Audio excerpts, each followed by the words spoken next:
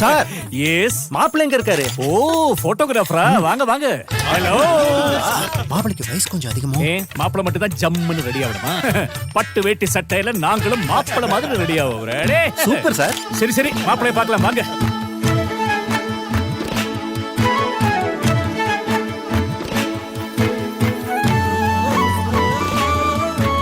மொத்த குடும்பம் மாப்பிள்ளை மாதிரி ரெடி ஆகிற இந்த கல்யாணம் ராம்ராஜ் கல்யாணம்.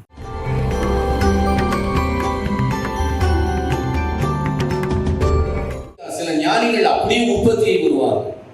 சுகபிரம்மம் எப்படி வியாசனுடைய புத்திரரா அப்படி தோன்றினாரோ, வியாசனுக்கு சுகபிரம்மம் ஐயோ அப்பா அப்படின்ற உணர்வு அவரை பார்த்த உடனே இவன் என் மகன் என்றும் அவருக்கு இவன் தந்தை என்றும், அதுபோல ஜீஜாபாய்க்கும் தமாலுக்கும் இந்த குழந்தையை பார்த்த உடனே தான் தான் என் குழந்தை இது அப்படின்னு ஒரு பெரிய ஒரு உணர்வு வந்தது.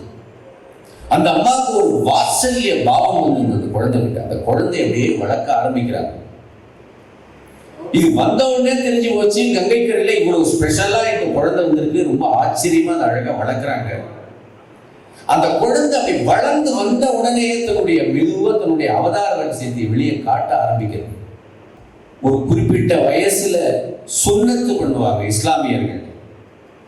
மசூதியை அழைச்சின்னு போய் அந்த ஹஸ்ரத் என்று சொல்ற மசூதிகள்லாம் அழைச்சின்னு போய் இதை பண்ணணும் அப்படின்னு ஏதோ கேட்கும் பொழுது, இந்த குழந்தை வெறும் 6 வயது குழந்தை இது. அதை யார் அந்த புனித பண்ணுவாங்களோ அவர்கிட்ட கூப்பிட்டு இதை நீங்க பண்ணக்கூடாது அப்படின்ட்டு. என்னப்பா தமால், உன் குழந்தை இப்படிலாம் பேசுறது அப்படின்றது.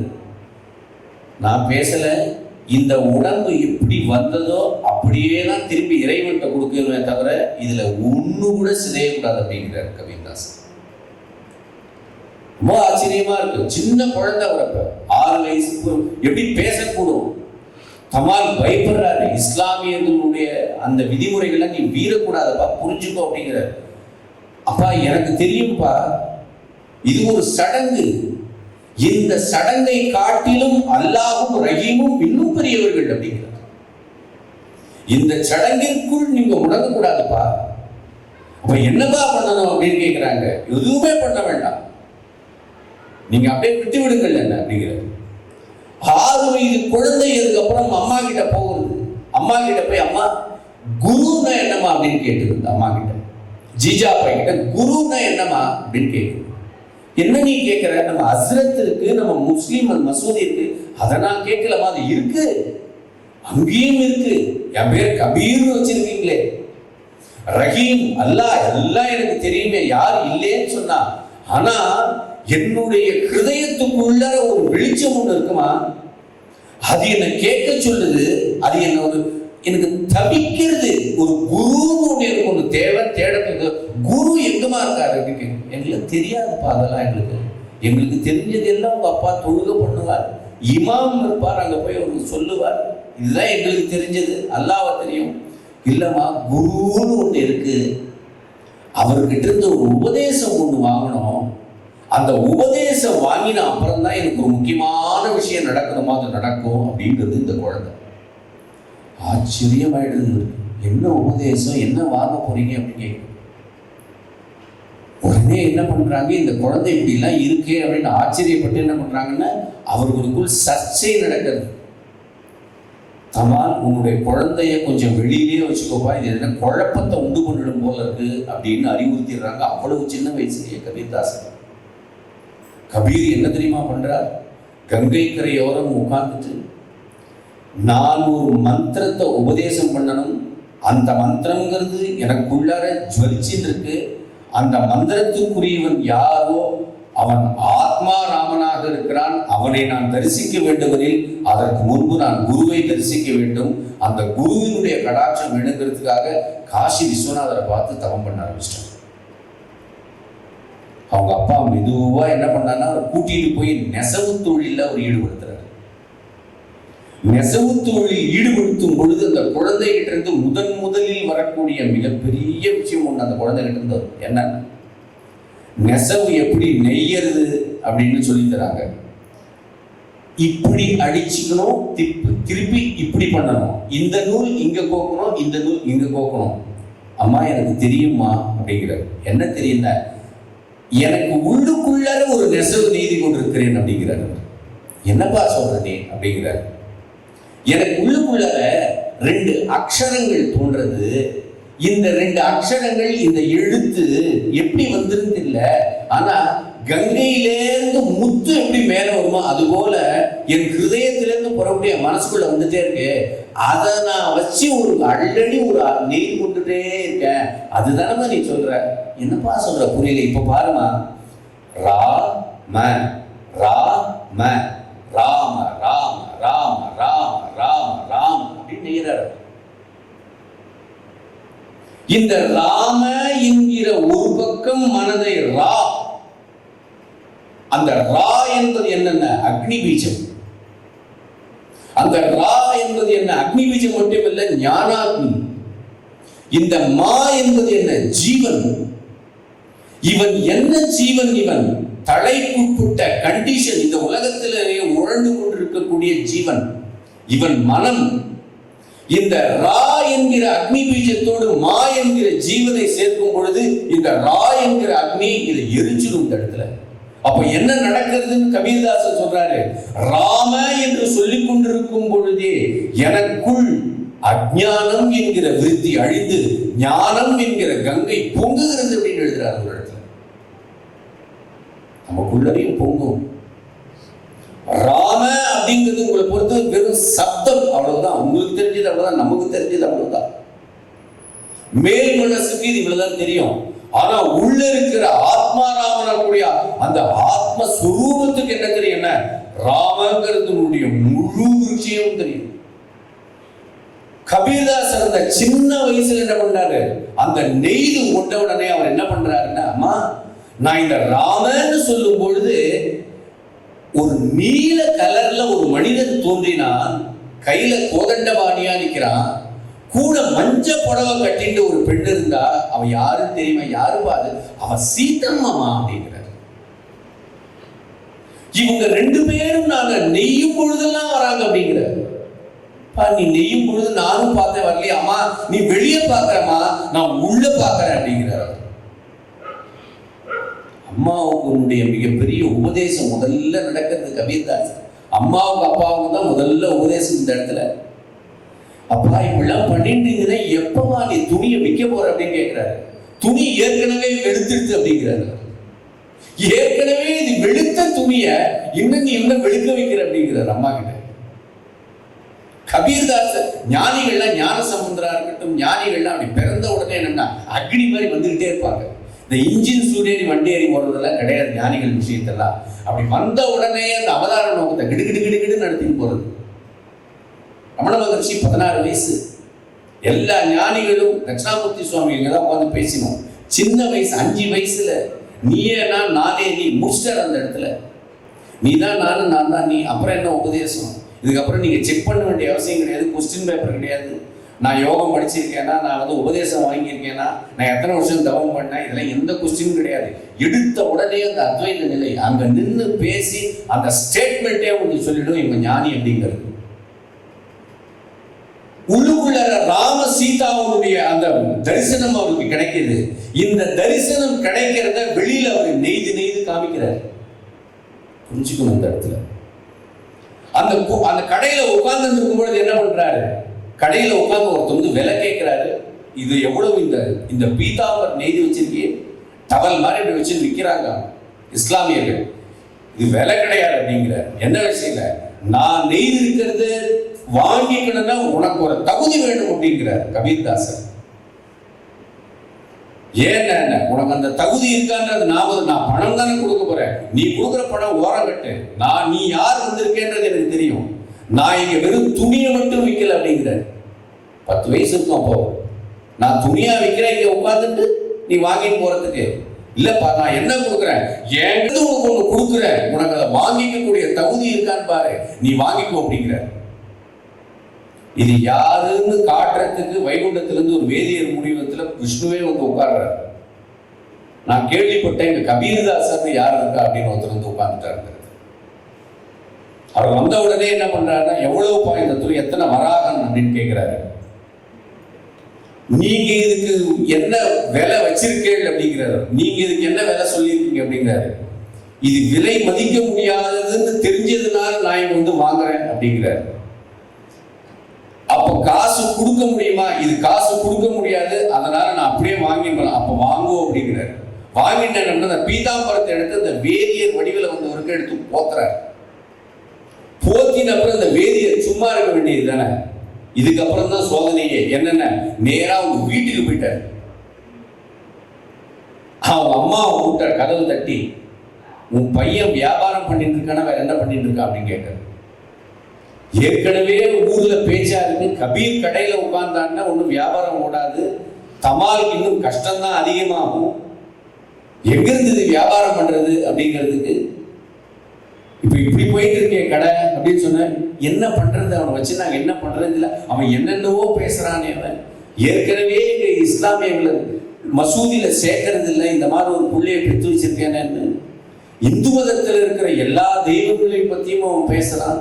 ராமாயணம் சீதாங்கிறதான் என்ன பண்றதுன்னு எங்களுக்கு தெரியலையாமா, எங்களுக்கு நீங்களாவது ஏதாவது சொல்லக்கூடாதா அப்படி இல்லைம்மா. நான் என்னமா சொல்ல முடியும், எனக்கே இதை இலவசமா கொடுத்துருக்கானே பார்த்துக்கோயேன் அப்படின்னு. அப்படியா, காசே கொடுத்தது? அவன் யாருக்குமே அவன் காசே வாங்கறது இல்லை, அவன் வியாபாரியே கிடையாதுமா. அவன் கோபம் வருது ஜீஜாபாய். இது என்னதான் தெய்வீக புத்திரனா இருக்கட்டும், அவளுக்கு பையன் இப்படி பண்றானேன்னு மறந்துடும் இல்லை, கோபம் வருது அவளுக்கு. அதுக்குள்ள கபீர்தாஸ் என்ன பண்றான்னா, உள்ள போய் ஓரமா உட்காந்து கண்ணை முடின்னு உட்கார்ந்துருக்காரு. உட்காரும் பொழுது வெளியில் இந்த வேதியர் வடிவில் இருக்காரு. உள்ள ஜீஜாபாய் என்ன பண்றான்னா, ஒரு பெரிய கொம்பை எடுத்து போய் அடிக்கிறதுக்காக ஓங்கி அந்த முதுகு கிட்ட கொண்டு போய் வைக்கிறான். இங்க இருக்கிற வேதியர் அலறார், ஐயோ அடிக்காத அடிக்காத அப்படின்னு. பார்த்தா அவருடைய முதுகில் விழ வேண்டிய அடியெல்லாம் அந்த வேதியருடைய முதுகில் விழுந்திருக்கு. இந்த அம்மா என்ன இவர் முதுகில் அழறாரு, நான் இவர் தானே அடிக்க ஆரம்பிச்சேன் அப்படின்னு சொன்னேன். சாட்சாத் அந்த வந்த வேதியர் கபீர்தாசரின் பொருட்டு ஜீஜாபாய்க்கு கோதண்டபாணியாகவும் சீதா ராமலட்சுமணாகவும் அந்த இடத்தை காட்சி கொடுக்குறாரு. யாருக்கு நடக்கும் சார் அந்த விஷயம்? முதல்ல அந்த அம்மா என்ன பண்ணுதுன்னு தரிசனம் பார்க்குது, ஏத்துமாறு நிற்கிறது. காசி மறையுது, காசி மறையுது, கங்கை மறையுது. கபீர்தாச சின்ன குழந்தை, அவர் ஏத்த மாதிரி கோதண்டபாணியா ராமனும் லட்சுமணனும் சீதாவும் அப்படியே இருக்கும்போது ஜீஜாபாய் கண்ணை குளம் தண்ணி ஓரமா, இது என்னடா இவ்வளவு பெரிய வெளிச்சம் நம்ம வீட்டுல அப்படின்னு தமால் வேற உள்ள நுழையிற. தமால் உள்ள நுழைஞ்சி, என்னம்மா இவ்வளவு என்ன வீடு ஏதாவது பத்தினி எரியுதான்னு கேட்கிறாரு. பத்தின்லாம் இல்லை ஜோதிக்க பாரு அப்படிங்கிறாரு. பார்த்தா ராமனும் சீதாவும் அப்படியே நின்று காட்சி கொடுக்குறாங்க. தன்னை மறந்தவங்க எல்லாம் என்ன பண்றாங்கன்னா அப்படியே காலில் விழுறாங்க, அழறாங்க. வந்திருக்கிறதுங்கிறது சாதாரணமான விஷயம் கிடையாது. சாட்சாத் பரபிரம்மம் உனக்கு பிள்ளையா வந்திருக்கு, அவனை எதுவும் சொல்லாதீங்க. அது அவதார புருஷர். அது இந்த உலகத்தை உத்தாரணம் என்று சொல்லக்கூடிய மீட்கக்கூடிய ஜீவன்கள் மாயையில் அழுந்தி அவங்க மாயையில் அடியில போயிடக்கூடாது, ஜென்ம ஜென்மங்கள் திரும்ப திரும்ப எடுக்கக்கூடாது, அதை மீட்டெடுப்பதற்காக வந்திருக்கக்கூடிய ஒரு ஞானினா அவர் அப்படின்னு சொல்ல காலில் விழுந்து, அதுக்கப்புறம் மெதுவா அப்படி போன உடனே திரும்பவும் என்னன்னா பழைய நிலைமைக்கு வராங்க. அதுக்கப்புறம் அந்த குழந்தைய சாதாரணமா பார்க்க முடியுமா அவங்களால, அந்த அப்பா அம்மாவால? அதுக்கப்புறம் அந்த குழந்தைக்கு கல்யாணம் பண்ணணும் அப்படின்னு ஆசைப்படுறாங்க. சுந்தரா அப்படிங்கிற ஒரு பெண்ணை கல்யாணம் பண்ணி வைக்கிறாங்க. இதற்கும் நடுவில் இவர் என்ன பண்றாருன்னு, நம்ம எல்லாருக்கும் முக்கியமா தேவையான சாதாரண ஜனங்களுக்கு என்ன வேணும் அப்படின்னு கபீர்தாசர் மிகப்பெரிய ஒரு லீலை நடத்துறார். ஒவ்வொருடைய வாழ்க்கையிலையும் குரு என்கிற ஒரு விளக்கு உட்கார்ந்து. குரு அப்படிங்கிற சப்தத்துக்கு என்ன அர்த்தம்னா, இருட்டிலிருந்து வெளிச்சத்திற்கு. அப்ப நம்ம என்ன இருட்டுல உட்கார்ந்து இருக்கோம் அப்படின்னா, கொஞ்சம் டீப்பா போய் பார்க்கலாம். இந்த டீப்பா நம்ம பார்க்கறது தான் இந்த சத்சங்கத்தினுடைய முக்கியமான விஷயமும் கூட. நம்ம இந்த சரீரத்தை தான் நாம நம்பிட்டு இங்க உட்கார்ந்துருக்கோம். ஃபர்ஸ்ட் ஆஃப் ஆல், போன ஜென்மம் என்ன எடுத்துன்னு தெரியாது, அடுத்து என்ன ஜென்மம் வரப்போகுதுன்னு தெரியாது. ஆனா அந்த பராசக்தி அல்லது அந்த பரம்பொருள், அந்த சிவசக்தி, என்ன பேர் வேணாலும் இருக்கட்டும், அது நமக்கு இந்த இடத்துல பிறவி கொடுத்து, இந்த வாழ்க்கை கொடுத்து, இந்த தகப்பனார் கொடுத்து, இந்த இடத்துல உட்கார்ந்து இந்த விஷயம் கேட்கணும்னு வச்சிருக்கு. இதனுடைய பர்பஸ் என்ன அப்படிங்கிறதுக்கு நம்மளுடைய அறியாமை என்கிற, அஞ்ஞானம் என்கிற இருட்டில் இருந்து நம்ம விடுபடணும். முதல்ல ஒரு குரு முதல்ல என்ன நமக்கு காட்டி கொடுப்பார் அப்படின்னா, அப்பா நீ ஒரு இருட்டுல மாட்டின்னு இருக்க அப்படின்றதான் காட்டி கொடுப்பார். நீ உன்னை சரீரம்னு நினைச்சிட்டு இருக்கேப்பா, நீ சரீரம் இல்லப்பா, நீ அந்த ஆத்மஸ்வரூபம் அப்படின்னு காட்டி கொடுப்பார். சமீபத்தில் வாழ்ந்த மகான்களான ரமண மகரிஷி போய் உட்கார்ந்த பொழுது, பகவானே நான் யார் அப்படின்றத நீங்க கேட்க சொல்லி, நான் யார் அப்படின்னு, அப்பா நீதான்ப்பா அந்த வஸ்து, நீதான் அந்த அருணாச்சல ஸ்வரூபம், அதை தெரியாம உட்கார்ந்துருக்கியப்பா. இந்த வாக்கு ஒரு ஞானி சொல்றோம் நம்ம பார்த்து, அதுக்காக தான் நம்ம இங்க உட்கார்ந்துருக்கோம். நீதான் அந்த வஸ்துன்னு ஒரு ஞானி உங்களை பார்த்து சொல்றதுதான் மிகப்பெரிய கருணை. ஒரு ஞானி உங்களுக்கு எதையுமே கொடுக்க வேண்டாம் சார். ஒரு ஞானிகிட்ட நீங்க எதுவுமே கேட்கவும் வேண்டாம், எதுவுமே பண்ண வேண்டாம். ஆனா ஒரு ஞானிக்கு முன்னாடி போய் உட்கார்றதே பெரிய விஷயம். ஒரு ஞானியினுடைய சரித்திரத்தையும் கேட்கிற பெரிய விஷயம். அதை தாண்டி அந்த ஞானியினுடைய வாக்கிலிருந்து ஒரே ஒரு சொல் வருதுன்னு வச்சுக்கோங்களேன், பா நீ தானப்பா அது அப்படின்னு சொல்லிட்டா போதும், அதுதான் கிடையாது வேண்டாம். அப்போ என்ன பண்றாரு அந்த ஞானின்னு, நம்ம இந்த சரீரம்ங்கிற ஒரு இருட்டுக்குள்ள உட்கார்ந்துருக்கோம். வெளியில அந்த பிரம்மாண்டங்களும் அந்த சத்தியம்ங்கிற அந்த பரம்பொருள் அங்கிங்கனாதபடி எங்கும் நிறைவா இருக்கிற அந்த பரம்பொருள் இருக்கு. ஆனா ஒரு ஜெயிலுக்குள்ள சுருங்கிட்டு இருக்கிற மாதிரி இருக்கு. இப்ப இந்த ஜெயிலுக்குள்ள இந்த அஞ்ஞானம் என்கிற இருட்டுக்குள் என்ன பண்றாங்க, குருநாதர் இந்த டார்க்னஸ் குள்ள செயல்பட ஆரம்பிப்பாங்க. இந்த செயல்படுறது தான் கதையா நம்ம கேட்கிறோம். இந்த செயல்படுறது தான் நம்ம உபதேசங்களா கேட்கிறோம். இந்த செயல்படுறது தான் மந்திர தீட்சையா நம்ம வாங்குறோம். இந்த செயல்படுதல் தான் என்ன பண்ணுதுன்னா நம்ம இந்த டார்க்னஸ் இருந்து வெளியில கொண்டு போகுது. அப்ப என்ன பண்றாங்க எல்லா குருநாதரும், அப்பா நீ முதல்ல ஒரு குருவை தேடிக்கோ. அந்த குரு அப்படிங்கிறவர் என்ன பண்ணுவார்னா, நீ தேடுறது கிடையாது, குரு தான் உங்களை தேடுவார். நம்ம எல்லாம் மாத்தி வச்சுருக்கோம். கபீர்தாசர் நமக்கு என்ன காட்டி கொடுக்கிற இந்த இடத்துல, நான் ராமராமங்கிற மந்திரம் எனக்கு தெரியும், ஆனா எங்க இருந்து வரணும், ஒரு குரு கிட்ட இருந்து வரணும். அப்ப நான் குருவை தேடி போறேன். அந்த குரு எங்க இருக்காரு அப்படின்னு, ராமானந்தர் அப்படிங்கிற ஒரு பேர், அவரை தேடி போறாரு. இஸ்லாமிய குல்லா போட்டு அவர் ராமானந்தருடைய ஆசிரமத்துக்குள்ள நுழையிறார்.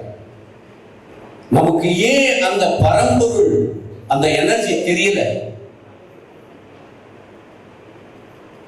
ஜெய கிருஷ்ணமூர்த்தி அப்படிங்கிற ஒரு மகான் இருந்தார், எல்லாருக்கும் தெரியும், கேள்விப்பட்டிருப்பீங்க. ஆங்கிலத்தில் தான் அதிகமா பேசுவார். இங்க உட்கார்ந்து புரிஞ்சுப்பீங்கன்னு நினைக்கிறேன். ஒரு விஷயம் ஒன்று சொல்றார், கொஞ்சம் கூர்மையா புடிச்சிட்டீங்கன்னா இது என்னங்கிறது தெரிஞ்சுக்கணும். Sir, there is enormous energy. மிகப்பெரிய சக்தி இருக்கு, மிகப்பெரிய சக்தி இருக்கு. It is everywhere. அது எங்கெங்க எல்லா இடத்துலயும் இருக்காது. But your mind couldn't contain that. உங்களுடைய மனதால் அதை வாங்க முடியாது. ஏனெனில் அது மகத்தான சக்தி. புரிஞ்சுச்சா? So that power, that enormous power narrow down on your mind. அந்த பவர் என்ன பண்ணிருக்குன்னா, narrow down on your mind அப்படிங்கிறது. அந்த பவர் உங்களுடைய narrow down உங்க மைண்டுக்குள்ள இறங்கும் பொழுது, sir you call this self. Sir நீங்க அத அகங்காரம் அப்படின்னு சொல்றீங்க அப்படிங்கிறது. அதுதான் நீ அப்படின்னு சொல்றீங்க. அவ்வளவுதான். இப்ப நான் இருக்கேன் சார், நான் கிருஷ்ணான்னு சொல்லிக்கிறேன், சார் செழியன் சார் அப்படின்னு சொல்லிக்கிறாரு. இந்த நான் சொல்றேன் இல்லையா, ஆனா உண்மையான நான்கிறது அந்த மகத்தான சக்தி. இந்த மகத்தான சக்தி என்னுடைய பிரெயின்ல இறங்கும் போது சக்தி அதால புரிஞ்சிக்க முடியாது, வாங்க முடியாது, என்னதென்று உரைக்க முடியாது. அந்த பவர் கிடையாது அந்த பிரெயின். அந்த பிரெயினுக்கு அவ்வளவு பவர் கிடையாது. குடன் கண்டெய்ன், அதை வாங்க முடியாது. அப்ப நேரோ டவுன் ஆன உடனே சின்ன புள்ளியா விழுந்துச்சு. அது இந்த சின்ன புள்ளியா விழுந்ததுன்னா நான் நினைச்சிட்டு இருக்கேன், இது அகங்காரமா என்கிட்ட இருக்கு. அந்த அகங்காரம் அளவே, ஆனா உடலா நான் என்ன வச்சிருக்கேன். இதுதான் ப்ராப்ளம் இந்த இடத்துல. புரிஞ்சுச்சா? இப்ப இதுல இருந்து இந்த நான்கதி தூண்டு இருக்கு இல்லையா, ஆனா உண்மையான நான்கதி இது அந்த அகண்ட புராண சத்து. ஞானிகள் சித்த பெருமான்கள் சொல்ற அந்த அகண்டமான வஸ்து, அந்த பரம்பொருள், அதுதான் நான், உண்மையான நான். ஆனா நான் இதுன்னு நான் குறைச்சிட்டு இருக்கேன். இப்ப இதுல இருந்து எப்படி நான் வெளியில போறது? இதுல இருந்து எப்படி நான் வெளியில போறது? அப்பா நீ மாட்டிக்கிட்டு இருக்கேன்னு முதல்ல ஒரு குரு உங்ககிட்ட சொல்றாரு. இந்த மாட்டிக்கிட்டு இருக்கேன்னு குரு சொல்றாரு பாத்தீங்களா, அவர்தான் உண்மையான குரு. இப்ப நீ வெளியில வரலாம்பா அப்படின்னு சொல்றாரு பாத்தீங்களா, அதான் அந்த இடத்துல உபதேசம். வெளியில நீ இது கிடையாது, அதுதான் நீ சொல்றாரு பாத்தீங்களா, அவர்தான் உண்மையான ஞானி. இதான் விஷயம். இப்ப அப்படிப்பட்டவர் ஒருத்தர் வெளியில இருந்துட்டு உங்களை பார்த்து நீ வெளியில வான்னு உங்களை சொன்னாலே போதும், நீங்க வெளியில வந்துருவீங்க. உங்களுடைய முயற்சி எதுவுமே வேண்டாம். ஏன்னா அது அப்பேற்பட்டதிலிருந்து அவர் பேசுறாரு. அதனால்தான் ஞானிகளுடைய வாக்கு மட்டுமே நமக்கு போதும். ஞானிகளுடைய வாக்கை நம்ம ஏதாவது கேட்டு பண்றதுக்கெல்லாம் ஒண்ணும் கிடையாது. ஞானிகளுடைய வாக்கை வெறுமனே கேட்கணும். ஜெய கிருஷ்ணமூர்த்தியினுடைய ஒரு வாக்கியம் இருக்கு, சார் லிசனிங் டிரான்ஸ்ஃபர்மேஷன் அப்படிம்பாரு. நீங்க சும்மா கேட்டாலே போதும், மாறிடும் அந்த இடத்துல. சித்தர் பெருமான் உட்கார்ந்துட்டு நீ இந்த வஸ்து இல்லப்பா நீ அது அப்படின்னு உங்ககிட்ட சொல்லிட்டா போறோம், இமிடியேட்டா அங்க சேஞ்ச் நடக்க ஆரம்பிச்சு. உங்க ஃபீல்டுக்குள்ளே வராது. இப்படிப்பட்ட ஒரு மாற்றத்தை நிகழ்த்த வேண்டும் என்பதற்காகத்தான் நம்ம குருவை தேடி ஓடுறோம். குருவை தேடி ஓடுறதுக்கு பின்னாடி நம்ம ரெகுலரா வாழ்க்கையில் இருக்கிற ப்ராப்ளம் இருக்கு. குழந்தைங்க நல்லா படிக்கணும், நான் வீடு கட்டணும், நான் அதை வாங்கணும், எனக்கு உடம்பு சரியா போகணும், எல்லாம் இருக்கு சார். எல்லாத்தையும் நான் இந்த ஃபீல்டில் இருக்க எல்லாத்தையுமே ஒத்துக்கிறேன். இது எல்லாம் இருக்கு. ஒரு குருவுக்கும் இது தெரியும், இவன் வாழ்க்கையில் இதெல்லாம் நடத்துவான், இது எல்லாருக்கும் தெரியும். ஆனா குருவினுடைய கடிவாளம், குருவினுடைய பார்வை எங்க இருக்குன்னா, இது எல்லாம் ரொம்ப டெம்பரவரி, இது பிறவிகள் தோறும் இதுல மாட்டி வந்துட்டே இருப்பான். ஆனா இவன் தான் அந்த பிரம்மங்கிறத தெரிஞ்சிக்காம உட்கார்ந்துருக்கான்ல, இவனை தூக்கி அங்க மாட்டிடணும் அப்படின்ட்டு புரிஞ்சுக்கணும். நம்ம ஆன்மீகத்தினுடைய அந்த அந்த ஒரு மையத்தை நோக்கி புரிஞ்சுக்கணும். சும்மா சாதாரணமா போய் கேஷுவல் என்கொயர் அதெல்லாம் புரிஞ்சுக்க கூடாது. ஆன்மீகத்தெல்லாம் அந்த பிரம்ம வஸ்து நீதாண்டா அந்த பிரம்மம்னு எப்படி கிருஷ்ணர் அர்ஜுனனை பார்த்து சொல்லி தூக்கினார்ல, அந்த மாதிரி குரு நம்மளை தூக்குவார். நம்ம அப்போ உட்காந்து போய் பெரிய ராஜா கிட்ட போய் என்ன வேணும் ராஜா கிட்ட கேட்டு காலையில் கத்திரிக்கான்னு கேட்கக்கூடாது. போய் ராஜா கிட்ட உட்காந்துன்னா அரியணையை கொடுன்னு கேட்கணும்.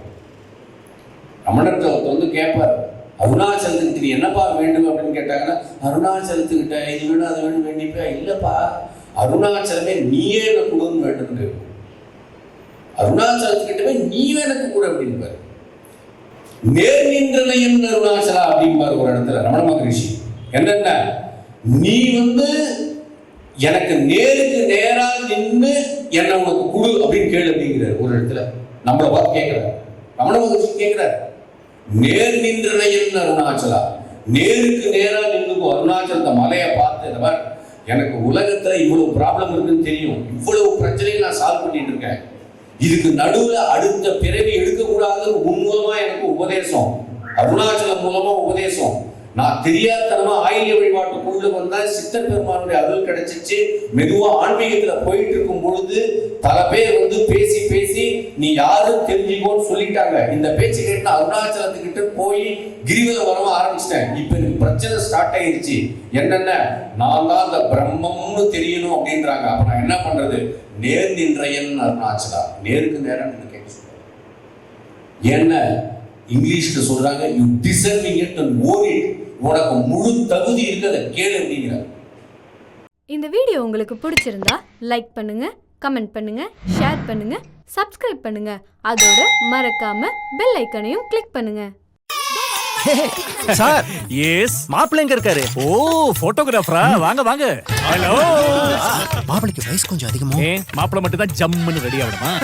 பட்டு வேட்டி சட்டையில நாங்களும் மாப்பிளை மாதிரி ரெடி ஆகுறோம். Super sir. சரி சரி, மாப்பிளைய பார்க்கலாம் வாங்க.